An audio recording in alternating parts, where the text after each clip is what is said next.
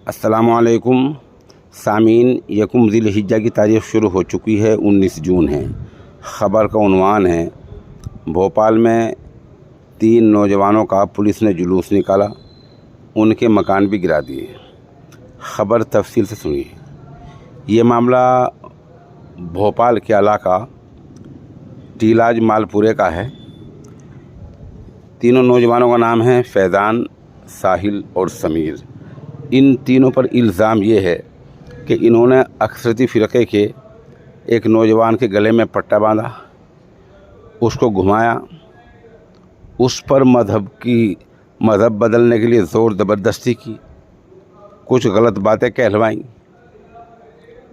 इस इल्ज़ाम पर पुलिस ने बहुत जल्द चंद घंटों में ही इनको गिरफ़्तार कर लिया।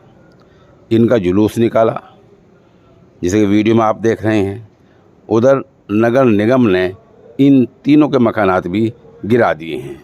यह आज भोपाल पुलिस की कार्रवाई है।